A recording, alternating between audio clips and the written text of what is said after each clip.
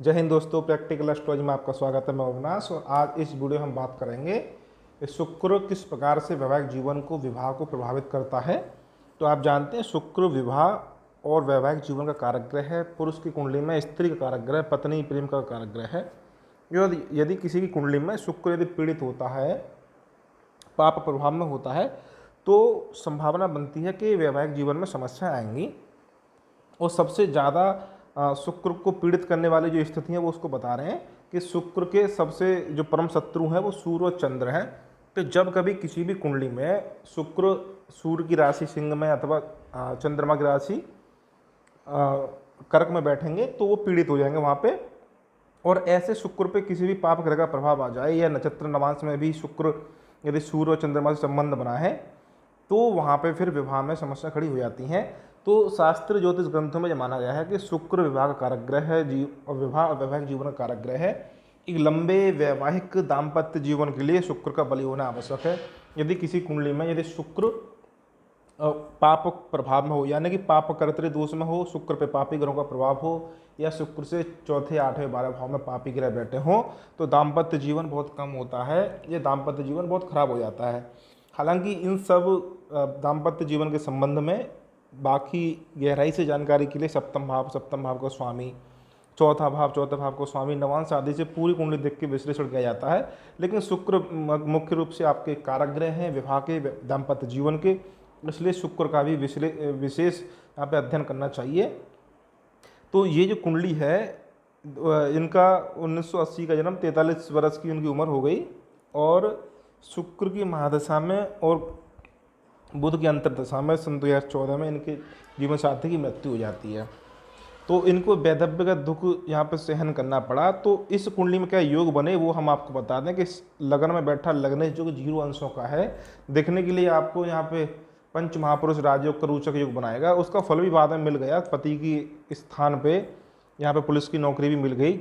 लगन में बैठा मंगल संकेत कर रहे हैं, लेकिन वो लगन में बैठा मंगल वो मंगली दोष बना रहा है। उस पर शनि की दृष्टि 11 भाव से, जो कि प्रबल मंगली दोष आक्रांत कर दिया मंगली दोष को।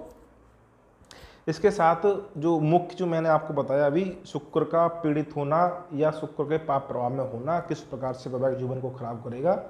तो यहाँ सप्तम भाव का स्वामी बनता है शुक्र, जो दशम स्थान में सिंह राशि में बैठे हुए हैं। तो शुक्र का सिंह राशि में बैठना और केतु के नक्षत्र में बैठना अपने आप में ही एक अशुभ हो जाता है। इसके बाद आप देखेंगे तो शुक्र के आगे शनि और सूर्य हैं और उसके पीछे चंद्रमा है, यानी कि दो जो आपके परम शत्रु हैं शुक्र के, सूर्य और चंद्रमा, इन दोनों के मध्य पाप कर्तरी दोष में आ जाते हैं शुक्र। तो ये शुक्र एक तो विवाह का और दाम्पत्य जीवन का कारक ग्रह है।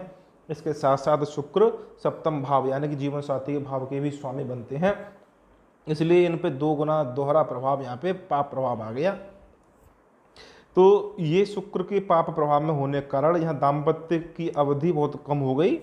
हालांकि 2006 से लेके 2014 तक ये इतना समय यहाँ पे शादी चली, लगभग 8 वर्ष।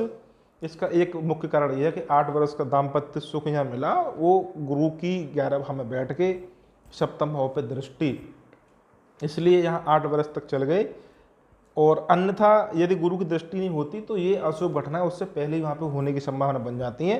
तो किसी भी कुंडली में शुक्र का बलि होना अत्यंत आवश्यक है, या शुक्र पीड़ित नहीं होना चाहिए। शुक्र से चौथे, छठवें और 12 भाव में आपके पाप ग्रहों का नहीं होना चाहिए, बैठना नहीं चाहिए। शुक्र पे जो प्रथम श्रेणी के पाप ग्रह होते हैं मंगल शनि, इनका भी प्रभाव नहीं होना चाहिए। इसके साथ साथ आपके चंद्र और सूर्य इनके नक्षत्र राशि नवांश या पाप कर्तरी प्रभाव में नहीं होना चाहिए। तो जिस कुंडली में सिंहस्थ शुक्र होते हैं वहाँ समस्याएं अपने आप ही जन्म ले जाती हैं।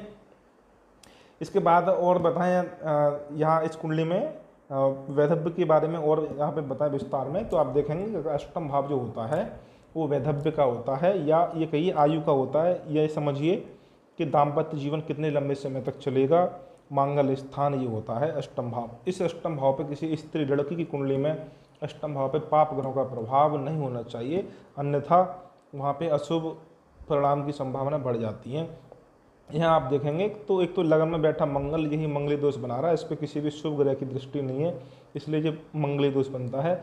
इस बात के भ्रम में नहीं रहना चाहिए कि मंगल यहाँ अपनी ही राशि में बैठे हुए हैं तो ये दाम्पत्य जीवन के मामले में अशुभ फल देंगे। इसके साथ मंगल की अष्टम भाव पे दृष्टि है, और शनि की भी अष्टम भाव पर दृष्टि है। तो आप देखेंगे जो प्रथम श्रेणी के 2 पाप ग्रह हैं, मंगल और शनि, दोनों की ही अष्टम भाव पे दृष्टि है। तो जो दाम्पत्य जीवन की अवधि को दिखाता है उस भाव पे 2 पापी ग्रहों की दृष्टि है। तो ये अपने आप में ही एक संकेत मिल जाता है कि भाई यहाँ दाम्पत्य जीवन लंबे समय तक नहीं चल पाएगा। इसके बाद और देखें तो जो दूसरा भाव होता है कुंडली का, जिसके स्वामी गुरु बनते हैं, वो आपके जीवन साथी की आयु का भी मान सकते हैं, क्योंकि सप्तम भाव से अष्टम भाव का स्वामी बनते हैं गुरु। वो भी आपके कन्या राशि में सूर्य के साथ में, सूर्य के नक्षत्र में शनि के साथ बैठे हैं। ये दोनों ही ग्रह आपके क्रूर और पापी माने गए हैं। तो यहाँ से भी आप देखेंगे तब भी अष्टम दूसरा भाव भी पीड़ित यहाँ पर हो रहा है। तो लेकिन इसमें जो सबसे महत्वपूर्ण भूमिका रही वो आपके शुक्र की पापकर्तृ दोष में होने के कारण, शत्रु राशि में होने के कारण यहाँ पर रही। दशाओं की हम बात करेंगे तो दशाओं में उस समय आपकी शुक्र की महादशा में और बुध का अंतर चल रहा था, जब यहाँ पे इनके जीवन साथी की मृत्यु होती है। शुक्र की महादशा में बुध का अंतर सन 2014 में। तो बुध को आप देखेंगे, बुध आपके अष्टम भाव के स्वामी हैं। अष्टम भाव का स्वामी बन के 12 भाव में आपके बुध बैठ जाते हैं। तो अष्टम भाव ये माना गया है कि दाम्पत्य जीवन से संबंधित जो अशुभ घटना घटती हैं वो अष्टम भाव के स्वामी की दशाओं में, या अष्टम भाव का स्वामी जिस नवांश में बैठा हो उसकी दशाओं में, या फिर अष्टम भाव में जो ग्रह बैठा हो, पापी विशेषकर पापी ग्रह बैठा हो, उसके नवांशपति की दशाओं में अशुभ घटनाएं घटती हैं। तो शुक्र की महादशा में आपके बुध का अंतर, शुक्र है सप्तम भाव का स्वामी, मार्केश का भी फल देगा। मार्केश ही है क्योंकि सप्तम भाव और 12 भाव के स्वामी बनते हैं शुक्र मार्केश, और इधर अष्टम भाव के स्वामी बनते हैं बुध, जो कि 12वें स्थान में बैठे हैं। ये दोनों ही मार्केश हैं। इसके साथ पत्यंतर दशा आपकी चल रही थी शनि की, जो कि आपके तीसरे चौथे भाव के स्वामी है और अष्टम भाव को देख रहे हैं, अष्टम भाव को प्रभावित कर रहे हैं। तो यहाँ देखेंगे जो महादशा शुक्र की, अंतर्दशा आपके गुरु बुध की, और पत्यंतर दशा शनि की, ये तीनों ही ग्रह सप्तम भाव और अष्टम भाव को प्रभावित कर रहे हैं। शुक्र सप्तम भाव के स्वामी हैं, बुध आपके अष्टम भाव के स्वामी हैं, और शनि आपके अष्टम भाव को देख रहे हैं। इस प्रकार से आप देखेंगे तो तीनों ग्रहों का, दशानाथों का सप्तम भाव अष्टम भाव से संबंध है। योग हमने आपको पहले बता दी, शुक्र का पापकृत दोष में होना और इस अष्टम भाव पे मंगल और शनि की आपकी दृष्टि का प्रभाव। जैमिनी की दशाओं की बात करें तो उस समय सिंह राशि की महादशा में कर्क राशि के अंतर चर दशा चल रही थी, और अंतर ज़्यादा विश्लेषण नहीं करेंगे यहाँ पे जैमिनी का, कि अंतर दशा जब चल रहे थे उस समय आपके कर्क राशि में चंद्रमा बैठे हैं, जो कि आत्मा कारक ग्रह हैं, और आत्मा कारक ग्रह की दशा जैमिनी में भी आपके एक वीडियो हमने पहले बना रखी है कि आत्मा कारक ग्रह की दशा पतन का कारक बनती है। और सिंह राशि की दशाएं वैसे भी हिंसात्मक दशा मानी गई है सिंह और धनु राशि की।